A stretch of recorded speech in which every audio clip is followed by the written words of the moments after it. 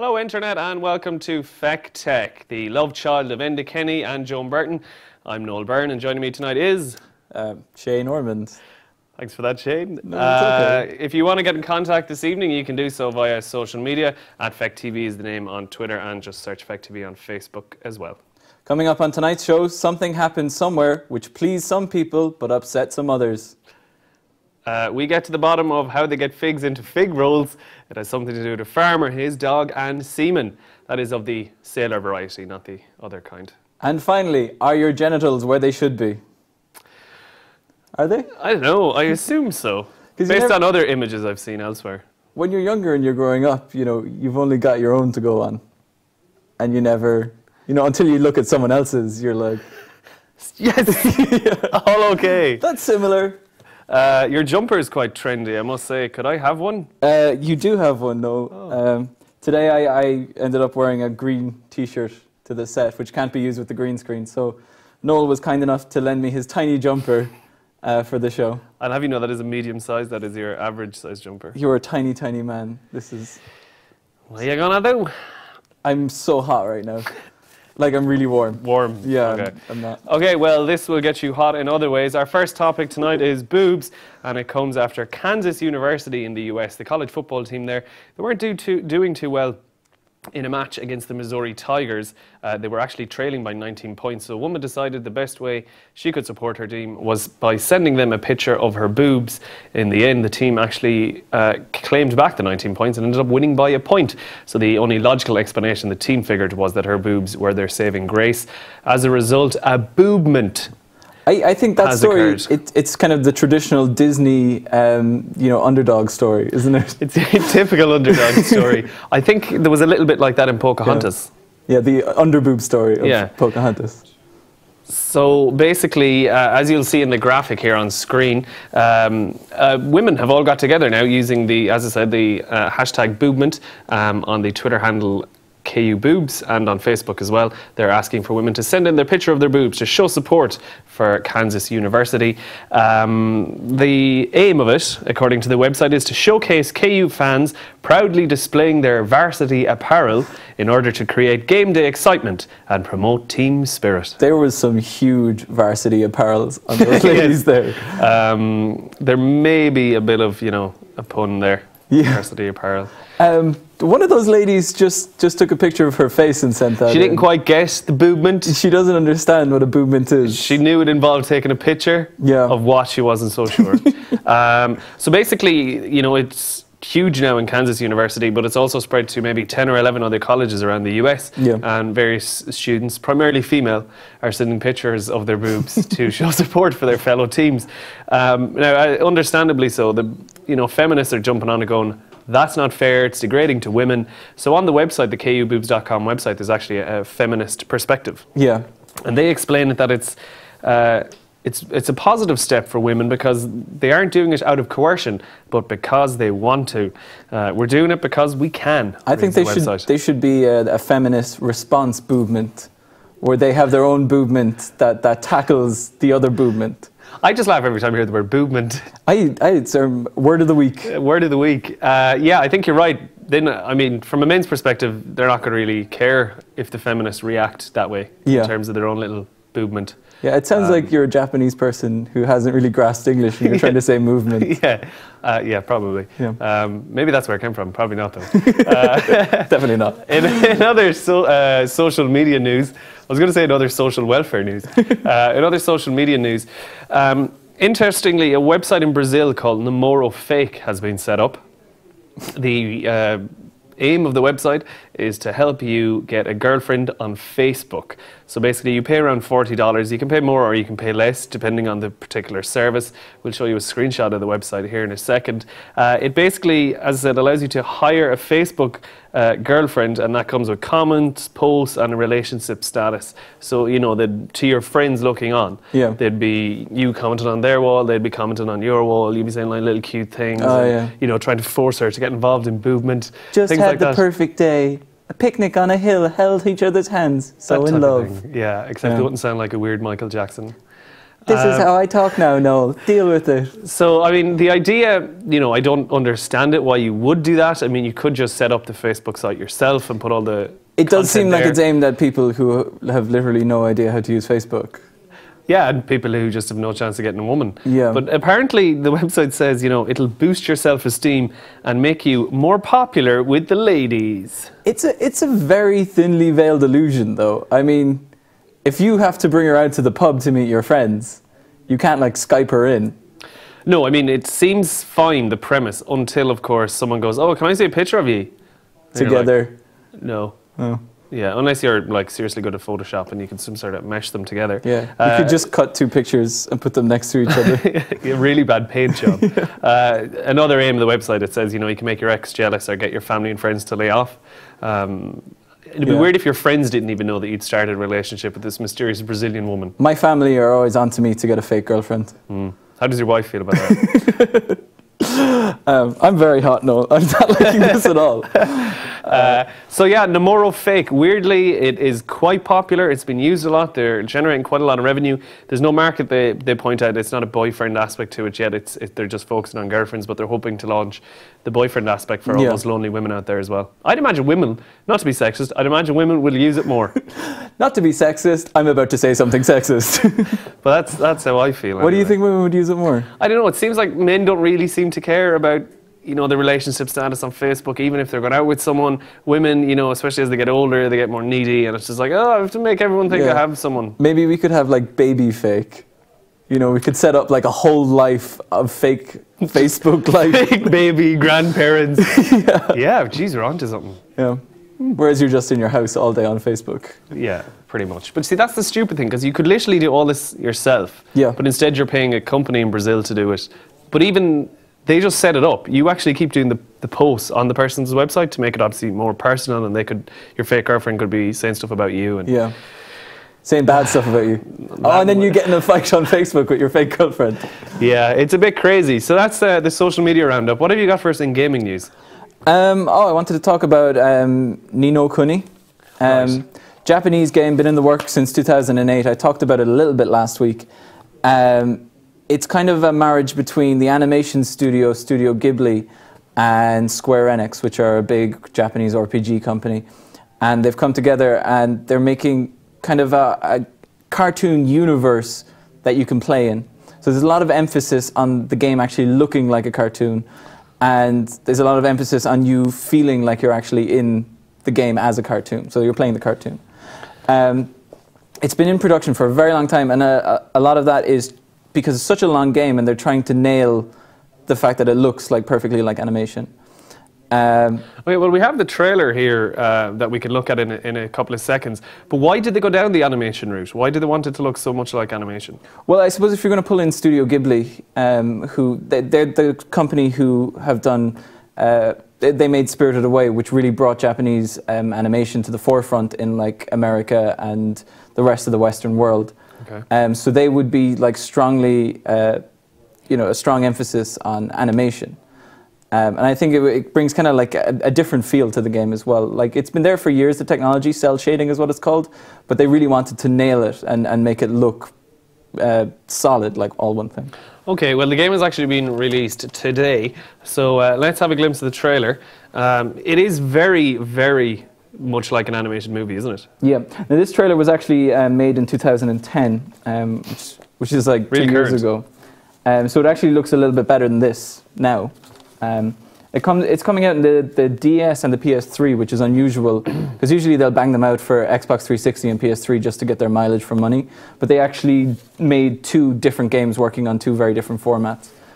The story seems very interesting. You play a kid whose parents just died, his mom just drowned, and she leaves him a magic book. So you start on a real positive note. Yeah, with Japanese people love death. They really do. And she leaves you like a magic book to this, what's called Ni no Kuni, which is the second world. And then you travel into the second world and you fight monsters and you kind of grow up and discover yourself or whatever. There's an interesting bit on the book aspect of it that is alluded to during the game, isn't there? Yeah, you have the magic book. Actually, it comes with the game, a physical version of it. So like you will be playing the game and it will say to check a certain thing in the book, and you'll look it up and it'll be like, oh, that's the magic spell, I need to beat that dude. I think that's a kind of a quirky and interesting aspect to the game that kind of, isn't really done that often, to give you something like, I mean, games always come with like booklets and you might have to know, check it for various things, mainly controller, and they might have some info on, we'll say, aspects of a city or something, but they never have something where you have to go in, get information out of the book to apply it in the game. I remember there was a game, do you remember the Metal Gear Solid games? It was like Metal Gear Solid 2, and in one bit in the game, it tells you to ring someone and the phone number is on the back of the case. So you check the back of the case and only then you realise that you've rented the game out for Chartbusters and the number is on the back of the case. Hated that. So did you ring Chartbusters? No, I didn't know what to do. And like this was pre-internet era, so I was just stuck. It was just stuck. Oh, that's unfortunate. Did you ever get back to playing it again? Yeah, I did. I eventually played it and completed it. But what happened when you rang the number? Oh, you call this chick and she's like, how you doing? You just go over there. All right, fair enough. Yeah. In other gaming news, though, about more PlayStation 4 leaks this past week. It was rumoured online on computerandvideogames.com that the PlayStation 4, or Sony, are to ditch the DualShock controller, which they've been using for the last 15 years. Shane has brought one here into studio. As you can see, it's your average controller. I'd say anyone who's played a PlayStation or any games console would be familiar with the controller, but apparently they're ditching it to use instead some sort of controller that'll be a bit more like the PS Vita in some ways. They're trying to link them a bit closer. It'll also come with biometric sensors and also, according to reports, an LCD screen. Yeah. You are not happy about this. I'm not. I really like this and it feels really comfortable in your hand, and it's been there for like 15 years and it's worked for that long. But as I said to you, I mean, why do you doubt Sony being able to invent something that isn't as comfortable? Because I think you were saying earlier, when the PS3 was coming out, they threw out some prototypes for it and it just looked like a boomerang. Yeah, it looked weird. Things. And like the Xbox 360 controller was always big to me because I started off on the PlayStation. I just think I think they really nailed it when they made this controller. Like when on the PlayStation 1 it was so similar just without the sticks, and then adding the sticks just made it perfect. There's no need for all these movement things they're coming in, all this kind of... You see, I'd beg to differ with you on this one, because I think the idea of biometric sensors is quite good, because it could add this extra element to gaming. Those are cool, It could make it really interesting.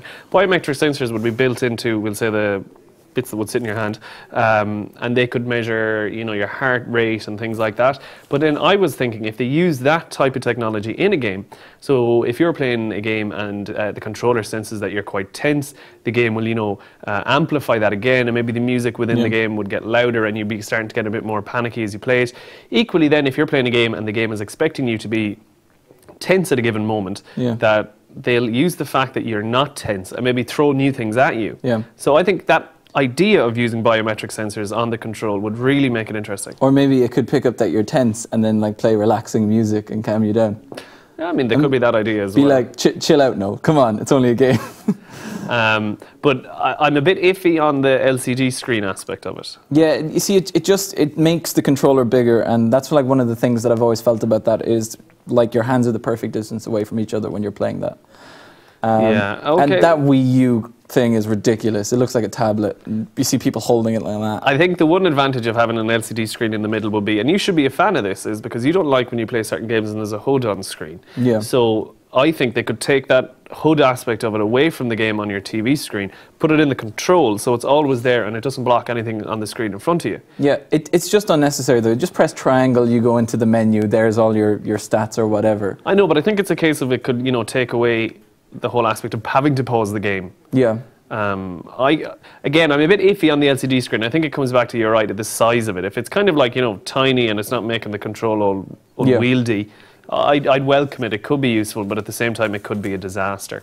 And then as well, if you've got your health and your ammo down there, you're like looking up at the screen, and you're looking down at the control, and you're being taken out of the game, and you're no longer feeling like you're part of the experience in the game. That's true. Interestingly, another leak, I suppose, in relation to PlayStation 4 that came out during the week on the same website was the fact, and they just threw this in at the end, was just that they believe that the PS4 is going to be announced in a matter of weeks, not months. It was expected the PS4 would be announced, in June at E3. But it would be strange, do you think, if they were to announce it in a couple of weeks? Well, if they do announce it in a couple of weeks, that would mean they're intending to release it this year. If it was next year, they'd wait until E3, definitely. They're probably trying to get ahead of maybe the proper new Xbox announcement. Maybe it will be a case of they'll announce that they're going to fully announce it in June. It's like, we are announcing the PS4 this year in June. Or they're announcing an announcement that they'll announce it later. Yeah, probably. Yeah. So that's this week's roundup of gaming news. Finally, in mobile news, an app called Park For You, which has been released by Valio, who up until this point have been working on components in cars such as, the parking sensors and things like that, but they've literally taken assisted parking to the next level. This is those like little cameras that like beeps when you get too close to the car. Exactly. Up until this point, it was a case of, cameras had in-car cameras, which showed you what was happening outside the car as you're reversing, and it'd start beeping if you came close to the curb or a bin or a baby or another car. A baby or another car. Yeah, whichever is first, really. So they've basically taken that idea and kind of built on it and applied it to an app for iPhone and Android. Basically, you can, you see a gap in a car park, you go up, you get out of your car, stand back as you would, take out your iPhone and then kind of push go and the car will start to park itself. Now we have a trailer here which we can look at as well. You can pretty much tell from the trailer that it's kind of targeted at women. So there's this guy, he's just about to sit into his car. Meanwhile, across the car park there's a woman. She's just, what looks like she's abandoned her car, Shane, but wait, she hasn't abandoned it. She's merely using her iPhone app to park the car. Now as you can see, does she take his spot? No, he's parked beside her. So as you can see, you don't get to steer. The car does all that. Using the sensors then, it knows what it's at. She just keeps her finger on the phone to accelerate or brake, depending on, the situation with the car's parking. And there it is. The car is parked and he is left dumbfounded so much he's climbing out of his little top. So you said it's targeted at women and Asians? No, I said it looks like it's targeted at women. You have added the Asian aspect. You were saying that earlier. No, outside. I was not. You said that. You twisted my words. In your blatant hate speech up at the podium. Yeah, I remember that now. I was wearing a thingy there about it, yeah. So it looks like it's targeted women, and in fairness, in that ad. Yeah, a little bit. At the same time, they kind of make men look stupid in it as well. Yeah, no, look at the woman, park the car magically. Do you think it'd be useful? I mean, the way I'm looking at it is it'd be really handy if you could just have the app go, right, park, I'm off to the shop, but you still have to hang around and watch it park. Well, it probably takes the stress out of it, and I think you were saying earlier, it's not even that good at parking. Like if there's a car or anything 2 feet near you, it just stops, it jars, and then you have to like readjust everything, and then it'll do it eventually. But it could, it could be useful, but at the same time, if it's a tight space, you mightn't actually find any use for the app at all. Do you think like that kind of app is going to be made pretty much obsolete by the Google cars, the driverless Google cars, like which are coming out in a couple of years? I'd imagine it will if the car is able to park, which you'd hope a driverless car could do. But for the moment, I suppose, we don't know how far off that technology is and how like efficient it's going to be. Are there going to be kind of gaps? It's not going to it's going to be mainstream in the next 2 or 3 years. I was thinking yesterday, wouldn't it be awful if you were having a couple of pints at the pub and you got in your car and you're like, car, take me to Letterkenny. And then you like woke up in Letterkenny. Not that there's anything wrong with Letterkenny, I just don't live That's near not what you said earlier in your hate speech. Well, on that note, I said it'd be interesting to see what happened if you said, car, take me to Wales. And then it got to the harbour, you were asleep and it just went into the water. Wouldn't it be good if it got on the ferry and it like paid your little ticket and like took you over to Wales? Just into Alton Towers or something. Just kept going, just on the... Had a nice little holiday. Yeah. So there's a little tangent for you. That's pretty much it for this week. We've got one more thing. We're going to have a tech joke of the week. So if you want to send in yours, you can do so. Just log on to the website. This week's tech joke, I'm quite proud of it. Why doesn't Bill Gates' house have any doors? Why doesn't Bill Gates' house have any doors? Because he prefers windows. Goodbye. We'll talk to you.